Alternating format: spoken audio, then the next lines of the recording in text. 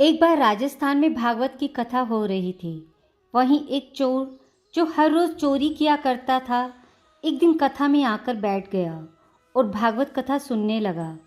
छोटी छोटी चोरी उसका रोज का काम था। वह उतनी ही चोरी करता था कि उसका 2 दिन का भोजन पानी की व्यवस्था हो जाए। जब चोर कथा पंडाल में पहुंचा तो उस समय व्यासपीठ से व्यास जी बिहारी जी की चर्चा कर रहे थे और बता रहे थे कि वृंदावन में एक सलोना सा बालक रहता है जिसके हाथों में सुंदर कंगन होते हैं और जो सुंदर सुंदर गले में हारों को धारण करता है, मुकुट धारण करता है, कौशुक मणि धारण करता है। प्रभु के सुंदर रूप का वर्णन व्यास जो कर रहे थे, ये बात जब चोर ने सुनी कि वृंदावन में कोई ऐसा बालक रहता है जो इतना सारा स्वर्ण पहनता है, तो चोर ने सोचा, क्या रोज़ छोटी छोटी चोरी करता रहूँगा, इससे अच्छा है कि इस बालक को लूट लिया जाए। और वह व्यास जी के पास पहुँचा और पूछा, व्यास जी, आप जो भी बोलते हो वो सब सच बोलते हो? तो व्यास जी ने बोला, हाँ भाई, हम तो जो कथा में बोलते हैं सब सच ही बोलते हैं। चोर ने पूछा, फिर ये बताइए, जिस बालक की चर्चा अभी आप कर रहे हैं वो कहाँ मिलेगा? व्यास जी बोले, भैया, उस बालक से मिलना है तो सीधा वृंदावन चले जाओ, वहीं मिलेगा वो। ये बात सुनते ही वह गोवर्धन नाम का डाकू वृंदावन पहुंच गया और वहां लोगों से पूछने लगा कि ये कृष्ण नाम का लड़का गाय चराने कहाँ जाता है। लोगों ने बताया, अगर आपको गाय चराते कृष्णा से मिलना है तो सीधे गिरिराज की तलहटी में चले जाओ, वो तुम्हें वहीं मिल जाएंगे। और वह चोर गिरिराज की तलहटी में पहुंचकर माखन मिश्री लेकर इंतज़ार करने लगा कि छोटा सा बालक कब आएगा जिसने सुंदर आभूषण धारण कर रखे हैं। कान्हा ने सोचा, मेरे से मिलने कोई इतनी दूर से आया है, उससे मैंने दर्शन नहीं दिए तो बात बिगड़ जाएगी, इसे तो दर्शन देने पड़ेंगे। और ठाकुर जी वही रूप धारण करके, वही आभूषण पहन करके पहुंच गए उस चोर के सामने। जब चोर ने ठाकुर जी को देखा तो माखन दिखाते हुए बोले, अरे बालक, देख मैं तेरे लिए क्या लाया हूँ। मैंने सुना है तुझे माखन मिश्री बहुत पसंद है। ये सुनते ही ठाकुर जी दौड़कर उस डाकू के पास पहुँच गए और माखन मांगने लगे। तो चोर बोला, मैं तुझे माखन दूंगा तो तुम मुझे क्या देगा? ठाकुर जी बोले, बाबा, तुझे जो चाहिए वो ले लियो, पहले माखन तो खिला।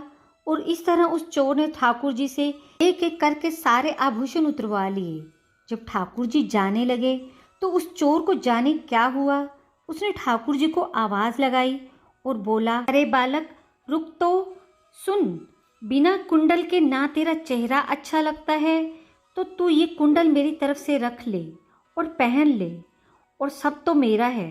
जब ठाकुर जी फिर से जाने लगे तो जैसे ही मुड़े, ठाकुर फिर से बोला, अरे बालक, रुक, सुन, बिना हार के तेरा गला अच्छा नहीं लगता, ये हार भी पहन ले। और वो हार भी उसने उसे वापस कर दिया। तो ठाकुर जी बोले, ठीक है, अब तो मैं जाऊं? डाकू बोला, हाँ, अब तू जा।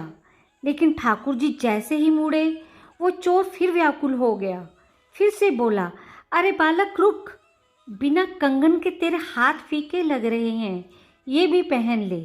और इस तरह से उसने जो जो सामान आभूषण ठाकुर जी से लिया था सब वापस उन्हीं को पहना दिया। उसके बाद भी वो व्याकुल होता रहा और बोला, लल्ला, मोए तो ऐसे लगे है कि अभी भी कछु अधूरो सो है, लेकिन मेरे पास तो अब कछु ना है, लेकिन मैं तो चाहूँ कि मेरे पास जो कछु भी है वो सब तेरे ही हो जाए।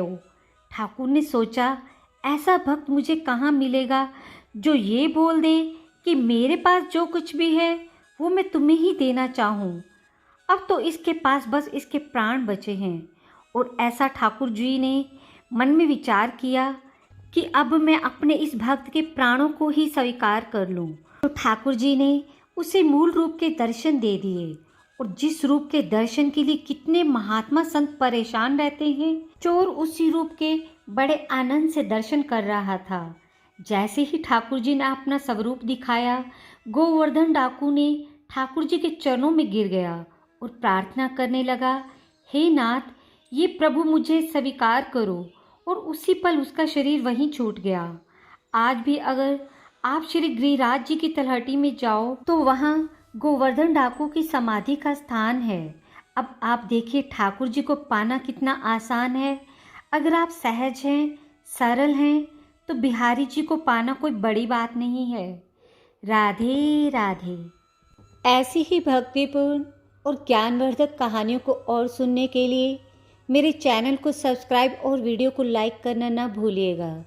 और अपनी प्रतिक्रिया कृपया नीचे कमेंट बॉक्स में दें।